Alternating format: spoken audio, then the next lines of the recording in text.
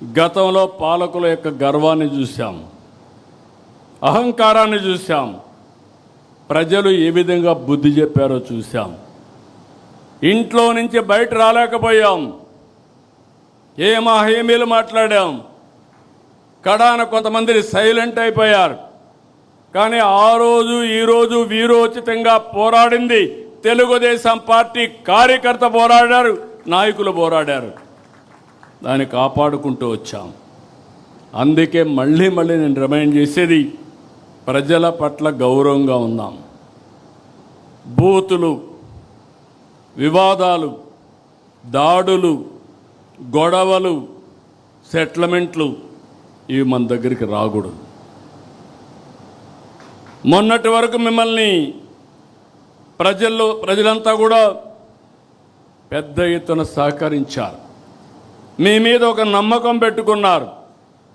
ఈరోజు ప్రజలు మిమ్మల్ని కూడా వాచ్ చేస్తున్నారు, ఒక కన్నేసి పెట్టారు. మీ ప్రవర్తన చూస్తున్నారు, మీరు చేసే పని చూస్తున్నారు, మీరు ఎవరితో కలుస్తున్నారో అవి కూడా చూసే పరిస్థితికి వచ్చారు. ఈ విషయాలు మీరు గుర్తుపెట్టుకోవాల్సిన అవసరం ఉంది. ఎవరైనా అధికారం ఉందని ఎగో ప్రదర్శిస్తే భవిష్యత్తులో నష్టపోయేది మీరు, పార్టీ.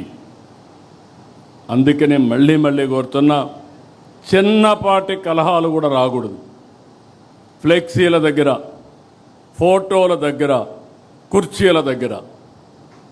నేను I'm very clear on that. ఎవరో ప్రధానమంత్రి వస్తే నన్ను సెక్యూరిటీ పక్కకు వస్తాడు, అతనికి తెలియదు, అతను డ్యూటీ ఆయన చేస్తాడు. దానిపైన నేను ప్రధానమంత్రి గారి దగ్గరికి వస్తే నన్ను చేశారనుకుంటే తప్పు అవుతుంది. ఈ విషయాలు మీరు గుర్తుపెట్టుకోవాలి. నేను చాలాసార్లు చూస్తున్నా ఇవన్నీ. అందుకే మళ్ళీ మీ అందరికీ చెప్తున్నా, ఈ యొక్క మీరు సత్ప్రవర్తన కింది వాళ్ళకు కూడా నేర్పించాలి.